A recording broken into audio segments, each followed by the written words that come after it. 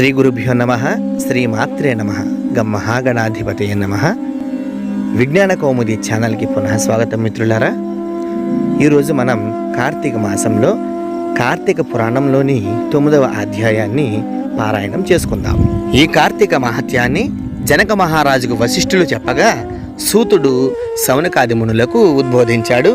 నిన్నటి అధ్యాయం అనగా 8వ అధ్యాయంలో అజామిహిలుడు బ్రాహ్మణ జన్మ ఎత్తి వేదాలని పక్కకి త్రోసేసి తల్లిదండ్రులను కూడా చూడకుండా వేరొక స్త్రీతో సంబంధం పెట్టుకొని చేయరాని పాపాలన్నీ చేసి మరణశయ్యపై ఉండగా అతని ఎదురుగా ప్రాణాలని తీసుకుపోవడానికి వచ్చినటువంటి యమదూతల్ని చూసి ప్రాణభీతితో తన యొక్క కుమారుడైన నారాయణుడిని ఆర్తితో పిలుస్తాడు, నారాయణ నారాయణ అని.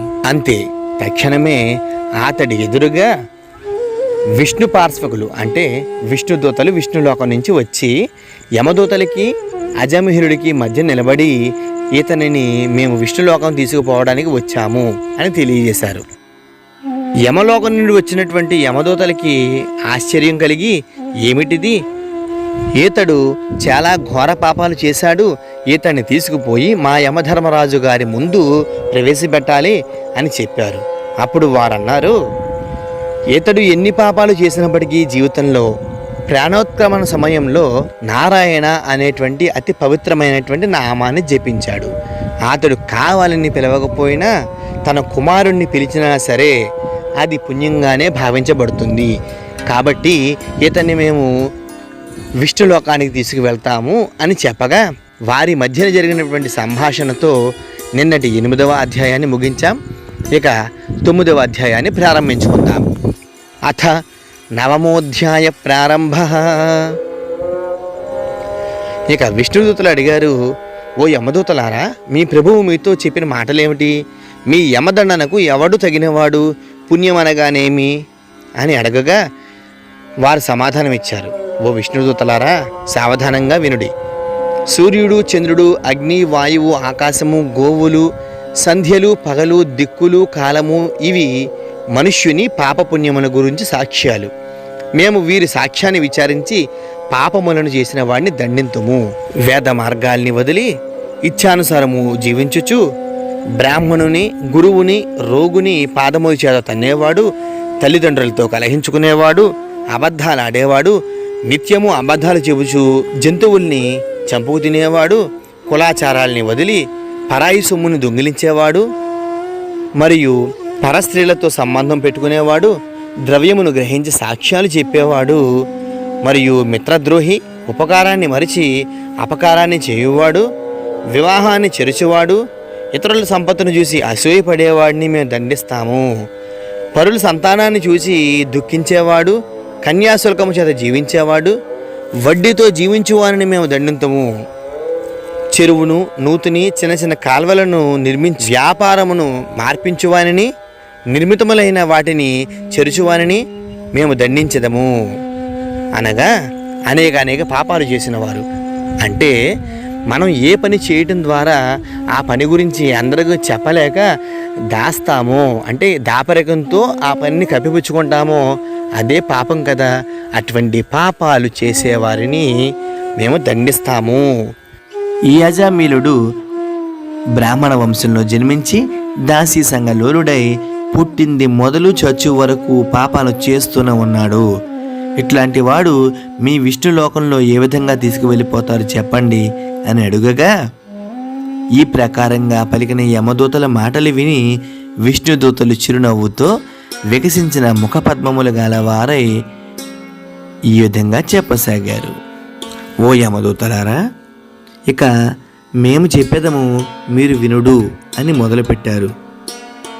దుస్సంగమును విడిచువాడు, సత్సంగమును చేయువాడు, నిత్యము బ్రహ్మచింతనము చేయువాడు, స్నాన సంధ్యావందనాలు ఆచరించువాడు, సర్వభూతాల యందు దయగలవాడును, సత్యవంతుడై ఎల్లప్పుడూ సత్యాన్నే పలికేవాడు, అగ్నిహోత్ర కార్యాలు చేసేవాడు, దాన ధర్మాది క్రియలు చేసేవాడు, జలదానము, గోదానము మొదలైనటువంటి దానాలు చేసేటువంటి వాడు, మరియు హరిని పూజించువాడు, హరినామమును జపించువాడు, వివాహాలు ఉపనయనాలు మొదలైన వాటికి సహాయము చేయువాడు మరియు చేయించువాడు, మార్గమధ్యమంలో మండపములు కట్టించువాడు, క్రీడాస్థానములు కట్టించువాడు, దిక్కులేని శవాలకు మంత్ర సంస్కారం చేయించినవాడు, నిత్య సాలగ్రామార్చన ఆచరించి ఆ తీర్థాన్ని సేవించేవాడు, తులసి కాష్ట మాలికను మెడయందు ధరించి పూజించినవాడు, భగవన్ నామాన్ని వ్రాసి గృహమందు పూజించేవాడు, సూర్యుడు మేష తుల మకర సంక్రాంతిలందుండగా ప్రాతః స్నానం ఆచరించేవాడు, రుద్రాక్ష మాలికను ధరించినవాడు, నిత్యము అచ్యుత గోవింద అనంత కృష్ణ నారాయణ రామ హరి అనేటువంటి నామాలను ఎప్పుడు జపించేవాడు, కాశీ యందు మణికర్ణికా ఘాట్ నందు హరినామస్మరణ చేస్తూ స్నానమాచరించేవాడు, మృతి చెందిన ఎడల వాడు సర్వ పాపములు చేసినప్పటికీ కూడా యమలోకానికి పొందడు. దొంగ, కళ్ళు త్రాగువాడు, మిత్రహంతకుడు, బ్రాహ్మణ హంతకుడు, గురుద్రోహి, స్త్రీహత్య, రాజహత్య, గురుహత్య, గోహత్య మొదలైన చేసిన పాపాత్ములు మరణకాలమందు హరిని స్మరించిన ఎడల పాప విముక్తులగుదురు. మహిమ తెలుసుకుని తెలియక గాని మరణకాలమున హరినామ సంకీర్తన గావించిన వారు పాపాత్ములైనను ముక్తులగుదురు.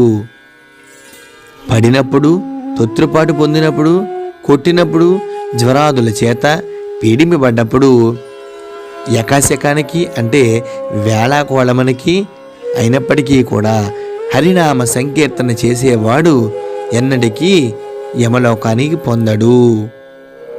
అనేక జన్మాల్లో సంపాదించిన ప్రాయశ్చిత్తములు లేక కొండవల్లే పెరిగి ఉన్న పాపాలన్నీ కూడా భూమి యందు గాని స్వర్గమందు గాని హరినామ సంకీర్తన చేత నశించును.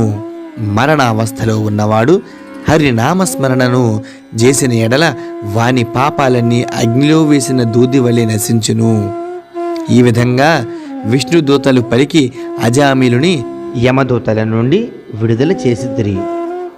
ఈ సంభాషణ అంతా వింటున్నటువంటి అజామీలుడు ఆశ్చర్యపడి, అయ్యో ఎంత కష్టమాయేను, ఆత్మహితము చేసుకొనలేకపోతుంది కదా, చిచ్చి ఏమి నా ఈ బ్రతుకు, పతివ్రత అయిన భార్యను వదిలేశాను, కళ్ళు త్రాగి ఈ దాసీ భార్యను స్వీకరించాను, వృద్ధులైన నేను తప్ప వేరే దిక్కులేని నా తల్లిదండ్రులను కూడా వదిలేశానే, నీచుడయి ఈ విధంగా తప్పి ప్రవర్తించాను, ధర్మము ఎరగవలసిన నేను అధర్మ మార్గంలో నడిచాను, ఏమిటి ఈ నా కర్మ అనుకుంటూ, అయినా నా జీవితం అంతా ఎన్నెన్నో తప్పులు, ఎన్నో పాపాలు చేసినప్పటికీ ఈ యొక్క చివరి క్షణంలో నేను పలికినటువంటి నారాయణ నామమే కదా నన్ను రక్షించింది.